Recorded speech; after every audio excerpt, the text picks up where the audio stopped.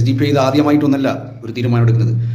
കഴിഞ്ഞുപോയ ഒരുപാട് തെരഞ്ഞെടുപ്പുകളിൽ SDP സംബന്ധിച്ചിടത്തോളം ഇത്തരം നിർണായകമായ നിലപാടുകൾ വളരെ പ്രസക്തമായിരുന്നു. പല മണ്ഡലങ്ങളിലും അവർ ഫാസിസത്തിനെതിരായി അതിശക്തമായി നിലകൊള്ളുമ്പോഴും ചില മണ്ഡലങ്ങളിൽ അവർ വികസനത്തിനാവശ്യമായ സ്ഥാനാർത്ഥിക്കൊപ്പം, വികസന മാറ്റത്തിനാവശ്യമായ സ്ഥാനാർത്ഥികൾക്കൊപ്പം ആ മണ്ഡലത്തിൻ്റെ കാര്യങ്ങൾ പഠിച്ച് പരിശോധിച്ച് നിലപാടെടുക്കുന്ന ഒരു പ്രവണത SDP പണ്ടേ ഉണ്ട്. ഏതായാലും കാസർഗോഡ് ജില്ലയിലും SDP കാസർഗോഡ് മണ്ഡലത്തിലെടുത്തിട്ടുള്ള ഒരു തീരുമാനം വലിയ രീതിയിൽ ആശ്വാസമാകുമെന്ന കാര്യത്തിൽ സംശയമില്ല LDFിനെ സംബന്ധിച്ചുള്ളൂ. കാരണം കാസർഗോഡ് മണ്ഡലത്തിൽ വലിയൊരു മാറ്റം ജനങ്ങൾ ആഗ്രഹിക്കുന്നുണ്ട്. യുവതലമുറയിലെ ഒരു നേതാവാണ് ഷാനവാസ് എന്ന കാര്യം സംശയമില്ല. അതുകൊണ്ട് തന്നെ യുവത്വം ആഗ്രഹിക്കുന്നുണ്ട് കാസർഗോഡ് മണ്ഡലത്തിൽ വികസന മാറ്റം ഉണ്ടാകണമെന്ന്. കാരണം കഴിഞ്ഞ 40-45 വർഷമായിട്ട് കാസർഗോഡ് മണ്ഡലത്തിൽ വികസനമില്ല എന്ന് മുസ്ലിം ലീഗിന്റെ പല നേതാക്കന്മാരും പോലും തുറന്ന് സമ്മതിക്കുന്നവരും മൗനമായി മനസ്സിൽ കൊണ്ടു നടക്കുന്നവരുമാണ്. അത് എല്ലാവർക്കും അറിയാം. പിന്നെ പാർട്ടി എന്നൊരു ആവേശം ജനങ്ങളുടെ മുമ്പിൽ തോൽവി ഭയന്ന് പൊടിമുക്കാതിരിക്കാൻ പറ്റാത്തൊരവസ്ഥ ഉണ്ടാകരുതെന്ന് ഓർത്തിട്ട് മാത്രം മുസ്ലിം ലീഗ് വലിയ വായിൽ സ്ഥാനാർത്ഥിയെ കൊണ്ട് നടക്കുന്നു എന്ന് ചോദിച്ചാൽ വലിയൊരു മാറ്റം മുസ്ലിം ലീഗിന്റെ ഭാഗത്ത് നിന്ന് ആഗ്രഹിക്കുന്നുണ്ട്. ഇത്തവണ വലിയ രീതിയിലുള്ള അട്ടിമറി വിജയം ഷാനവാസ് നേടുമെന്ന കാര്യത്തിൽ സംശയമില്ല. അതിന് SDP ഇത്തരം നിലപാടുകൾ വലിയ രീതിയിലുള്ള നിർണായകമാകും.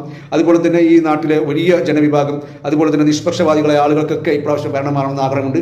കഴിഞ്ഞ ഒരുപാട് കാലങ്ങൾക്ക് മുമ്പ് നമ്മൾ പറഞ്ഞതുപോലെ കാസർഗോഡിനെ സംബന്ധിച്ചിടത്തോളം UDFന് ബദലായിട്ട് LDFിനകത്ത് വലിയൊരു രീതിയിലുള്ള സ്വാധീനം ഉണ്ടാക്കാൻ പറ്റുന്ന രീതിയിലുള്ള സ്ഥാനാർത്ഥിയോ അല്ലെങ്കിൽ അതിനുള്ള സാഹചര്യം ഉണ്ടായിരുന്നില്ല എന്നുള്ളത്. എന്നാൽ ഇപ്പോൾ അതിനുള്ള സാഹചര്യം തുറന്നു വന്നിരിക്കുന്നു. വലിയ രീതിയിലുള്ള സാഹചര്യം നമ്മുടെ മുമ്പിലേക്ക് തുറന്നു വന്നു. അതിനനുസൃതമായ നല്ലൊരു കപ്പാസിറ്റിയുള്ള ഒരു യുവ നേതാവ് തന്നെ സ്ഥാനാർത്ഥിയായി രംഗത്ത് വന്നു. കക്ഷി രാഷ്ട്രീയ ഭേദമന്യേ, രാഷ്ട്രീയത്തിന് അതീതമായി ഒരു പാർട്ടിയുടെയും പിൻബലമില്ല, ഒരു പാർട്ടിയുടെയും തണലിൽ നിൽക്കാതെ സ്വതന്ത്ര സ്ഥാനാർത്ഥിയായിട്ട് അദ്ദേഹം മുന്നോട്ട് വന്നപ്പോൾ LDF അതിനെ പിന്തുണയ്ക്കും. LDFിന്റെ സ്വതന്ത്ര സ്ഥാനാർത്ഥിയായിട്ട് അദ്ദേഹത്തെ കാസർഗോഡ് മണ്ഡലത്തിൽ ഇറക്കാനും തീരുമാനിച്ചു. അതിന്റെ അടിസ്ഥാനത്തിൽ വളരെ നല്ല രീതിയിലുള്ള ഒരു പ്രവർത്തനമായിട്ട് അദ്ദേഹം മുന്നോട്ട് പോകുന്നുണ്ട്.